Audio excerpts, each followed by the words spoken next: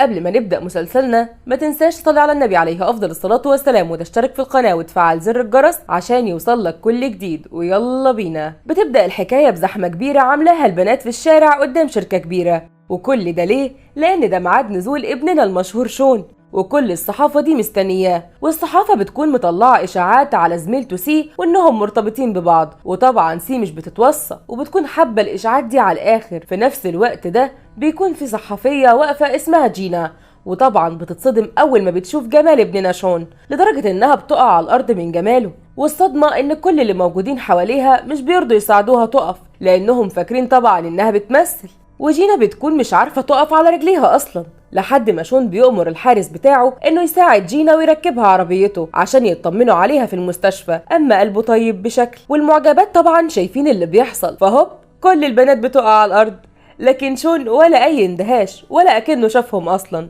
وسي بتكون متعصبة وهتتجنن من شون لانه ركب جينا معاهم العربية، وبتسأل شون لو يعرف البنت دي منين وليه مركبها معاهم العربية. وجون بيكون مشغل التكييف وبيتعامل معاها ببرود على الاخر ومش بيرد عليها، لكنه بيتخيل ايه اللي ممكن يحصل لو سي وجينا اتعصبوا على بعض واتخانقوا، وبنتنا سي طبعا عماله تتعصب عليه عشان يقول لها مين دي. فشون بيضطر انه يرد عليها، لكنه بيقول لها بكل برود ان جينا تبقى مراته، وجينا في بالها بتقول أصيل يا أبو رحاب. وبنرجع بالزمن لورا عشان نعرف هما اتجوزوا ازاي، فبنلاقي ان الأسرتين بتوع جينا وشون عارفين بعض من زمان ومقررين من وهم صغيرين انهم لبعض. وفي الوقت الحاضر سي بتكون مش مصدقة اللي شون قاله، فبتسيب العربية وبتروح تركب أوبر لوحدها. وجينا بتلاقي الكنبة اللي ورا فضيت فبتقول تملاها. السواق بيلاقي الوضع رومانسي فبيقول لهم انه هيروح يجيب شاي ام حسن. وجينا استغلت الفرصة وقعدت تزعق في شون لان بسببه الكاميرا بتاعتها اتكسرت، لكنه مش بيهتم باللي هي بتقوله، وبيقول لها ان اهلهم راجعين من السفر قريب والمفروض يبقى قدامهم زي المتجوزين، لكنها بتقول له يا بيه المهم ان الكاميرا دلوقتي باظت. فشون بيقول لها انه ملوش ذنب، هي اللي وقعت على الارض لوحدها اول ما شافته، لكن ابننا قلبه طيب فبيطلع البطاقة البنكية بتاعته وبيقول لها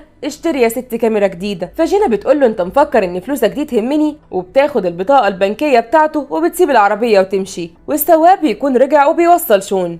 وجينا اول ما بتوصل للشركة اللي شغالة فيها بتسمع البنات عمالين يتكلموا عليها من ورا ظهرها، فبتقول لهم كل واحدة تركز في شغلها. وبتروح البيت بتتفاجئ بشون في وشها، فبتسأله انت دخلت هنا ازاي؟ وكالعادة بيرد ببرود ان المفتاح معاه لانه خده من حماه اول جوازهم. لكن جينا بتتعصب عليه لما بتلاقيه انه فتح علبة الشاي الهدية بتاعت حبيبها جان، فبتزعقله انه ازاي ياخد حاجتها كده، لكنه بيقول لها دول شوية شاي هدية يعني كلام فاضي. وشون بيحاول يصالح جينا بعلبة متدلعة من اللي قلبك يحبها، وبيقعد يعطف ويلطف الجو. وفجأة بتوصل رسالة من موبايل جينا فيها صورة شون مع بنت في وضع مش لطيف، فجينا بتتضايق وبيحاول ابننا يصالحها وبيقول لها انه مشهور ودي واحده من المعجبين مش اكتر. فبنتنا جينا بتقول له انت فهمت ايه؟ انا بس متضايقه ان في صحفي غيري هو اللي لقط الصوره وخد السبق الصحفي مني. وبتمشي شون من بيتها، وبعد شويه بيوصل على باب بيتها حبيبها جان. وخد الصدمه بقى، جان ده اصلا اخو شون،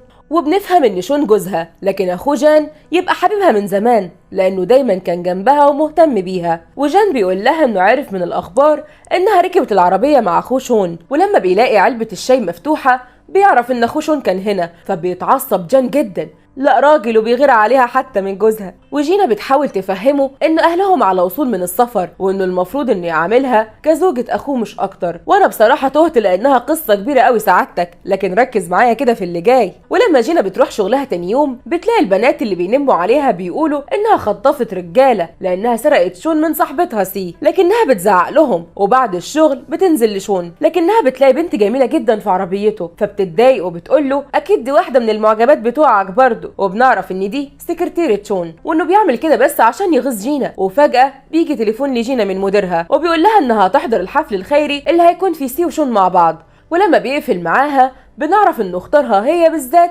بسبب المشاكل اللي بينها وبين سي.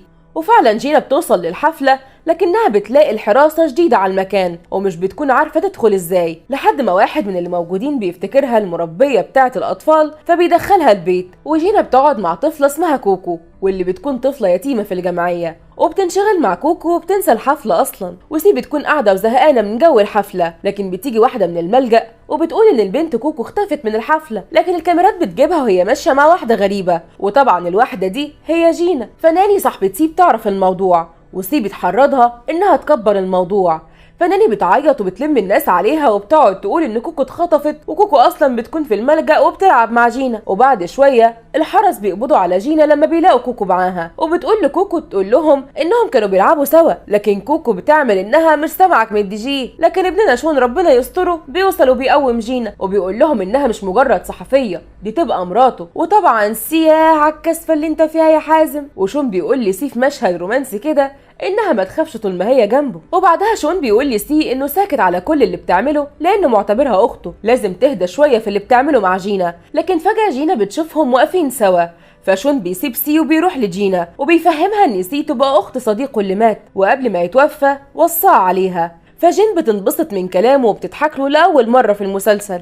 وتاني يوم وجينا في طريقها للشغل بيطلع عليها شابين وبيرخموا عليها لدرجه انها بتطلع تجري منهم، لكنهم بيجروا وراها لحد ما بتتزنق في شارع سد ومش بتكون عارفه تروح فين، لحد ما بيظهر شاب جميل بيضرب الشابين دول، والشاب ده بيكون اسمه هونج. وشويه وبنلاقي جينا وهي بتفوق في المستشفى وجان قاعد جنبها بيطمن عليها، وشون بيكون واقف من بعيد ومش طايق اللي بيحصل قدامه. ولما بيقعد معاها بيمسح ايدها بالمنديل مكان ما جان كان ماسكها. وشويه وهونج بيوصل عشان يطمن عليها، لكن سي بتوصل وبتتهجم عليها لان بسببها شون اتصاب. وبنرجع بالزمن لكام ساعه ورا وبنلاقي ان هونج اتضرب معاها لحد ما جه شون وانقذهم هما الاتنين، لكنه للاسف اتصاب في الخناقه. وبنروح لشون في الشركه وهو بيطلب من سكرتيرته انها تعرف مكان الرساله اللي اتبعتت له وقت التهجم على جينا. وفي مكان تاني بنلاقي سي واقفه مع جان وبنعرف منه ان هو كمان اتبعت له رساله بمكان جينا، لكن الغريب انها اتبعتت له قبل ما يحصل اي حاجه لجينا. وشون بيجي وبيقطع كلامهم وبيقول لسي انه هيحتفل بعيد ميلاد مراته جينا، وجينا في الوقت ده بتكون قاعده مع السكرتيره وهي بتجهز التورته،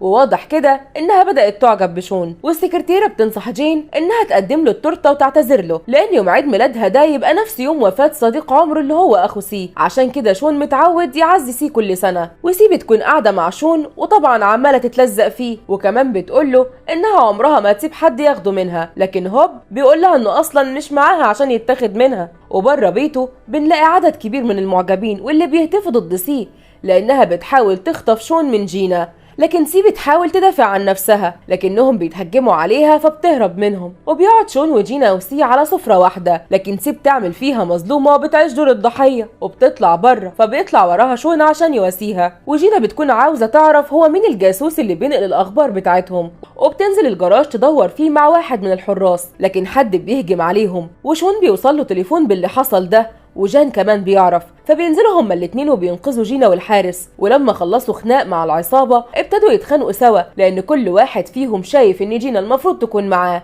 لكن جينا بتروح ناحية شون وبتحاول تهدي الموقف، فشون بيقول لاخوه جان انها مراته والافضل يسيبهم لوحدهم، وسي بتنزل لهم الجراج، فشون بيقول لها انه شاكك فيها، ولما مش بتعرف ترد عليه بتقعد تعيط.